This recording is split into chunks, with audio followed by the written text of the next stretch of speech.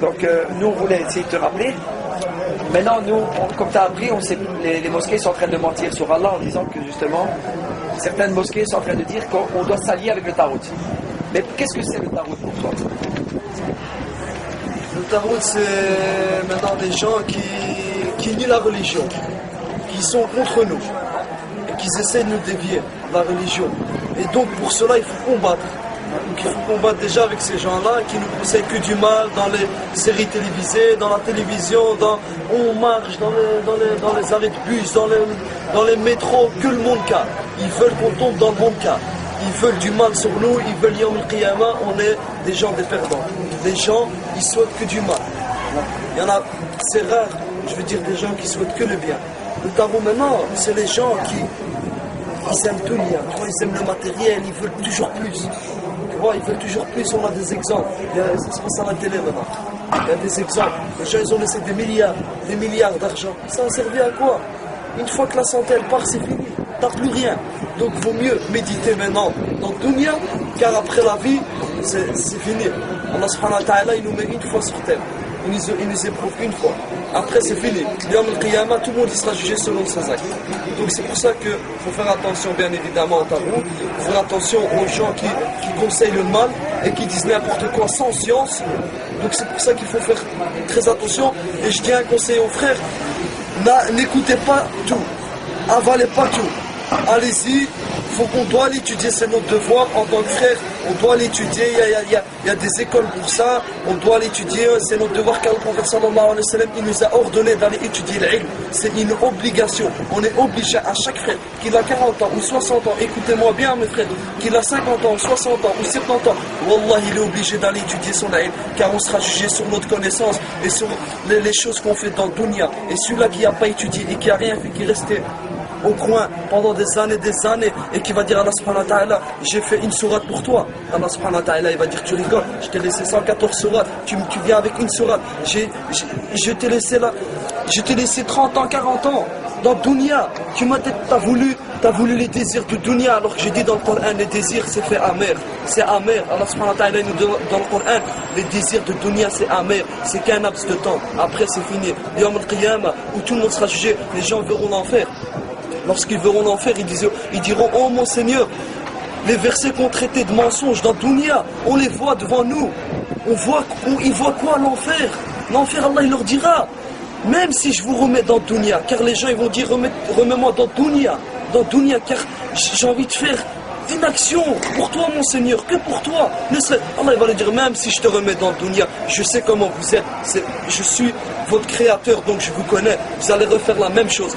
Donc n'écoutez pas n'importe quoi mes frères, Inch'Allah, il faut travailler sur l'iman, car la foi elle monte, elle descend, il faut rester avec les gens bien, les gens qui souhaitent le bien, et non pas les gens qui souhaitent les mauvaises choses, les mauvais regards, les mauvaises fréquentations. Il faut faire très attention, le prophète sallallahu alayhi wa sallam il nous a avertis de ces choses-là. Il faut se réveiller mes frères, il y a le monde car, wallah il y a le monde car, les gens ils se rendent compte même pas, la musique c'est normal, les filles c'est normal, la fumée c'est normal, Allah idéhum, qu'Allah les guide, qu'Allah nous guide, qu'on ne pas dans ce chemin-là. Voilà mon frère, on doit réfléchir parce que on est apte, Allah nous a donné le bien et le mauvais.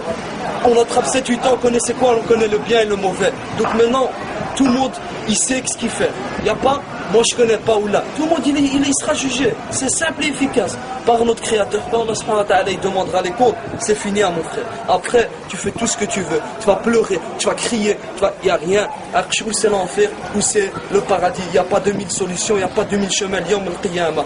Donc, il vaut mieux être parmi les gens.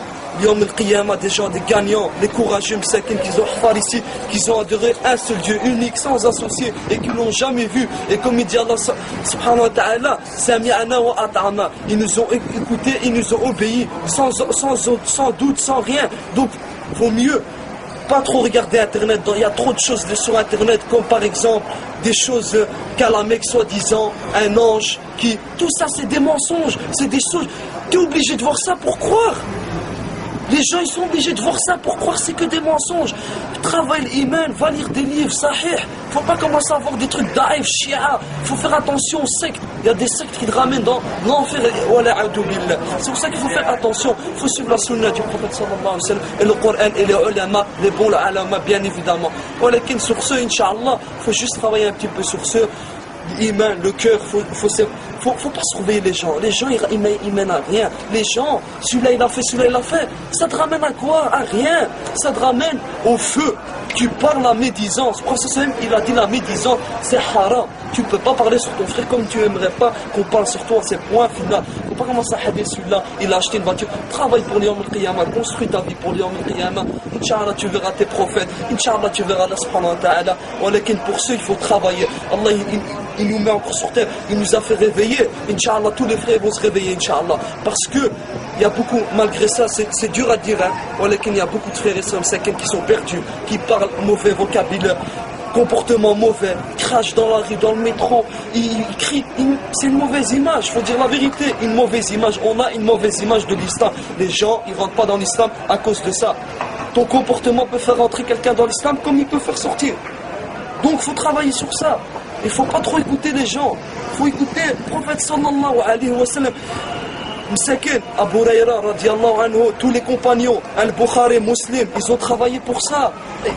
Ils ont travaillé Msakin dans leur vie. Cheikh Albani, rahimallah, ils ont tous travaillé pour les da'if et les sahih. Tu vas sur internet, tu vois da'if sahih. Pourquoi tu vas suivre le da'if? Pourquoi tu vas écouter les gens? Tu vas à la bibliothèque, t'achètes un livre, 30 €, 20 € pour aller acheter un parfum pour une fille. Ça ouais, mais pour acheter un livre, non, mais il nous escroc, c'est un escroc. Voilà, le parfum, il est là, il achète pour sa copine. Ah tiens, je t'en fais. Il va jamais offrir à sa mère. Qu'est-ce qu'elle aime? Sa mère, Wallah, je vous donne un conseil. Ça c'est un conseil que je vous le donne. Car moi j'ai perdu ma mère, Allah yahma. Voilà, je connais la valeur des parents. Et Wallah, sachez que Allah sur vos mères, comme il a dit le prophète sallallahu alayhi wa sallam, à 3 reprises et un compagnon. Car votre mère, c'est elle la meilleure qui va vous souhaiter le bien dans dunya et fil akhirah. Car les gens, ils vous souhaitent que du mal. Ta mère, elle va te parler bien. Essayez de regarder ce qu'elle aime bien manger, du Danone. Allez, achetez-lui, ne serait-ce que quelque chose, de lui donner. Fils abilillah, tiens maman, c'est pour toi.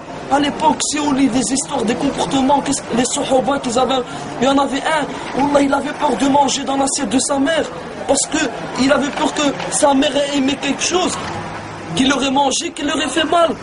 Nous on fait quoi maintenant? On fait tout le contraire, on fait le monde car on crie sur nos mères, on crie sur nos pères, on rabaisse nos pères, nos mères, on crache, on frappe.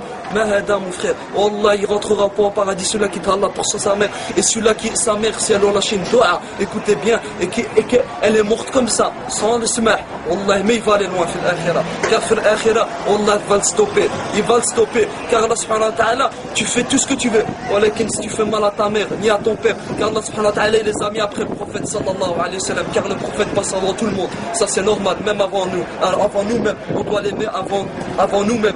Donc, subhanallah, sur ce, il faut réfléchir, il faut travailler. C'est pas facile, on vit maintenant, on vit dans un truc de monde car on vit, c'est trop.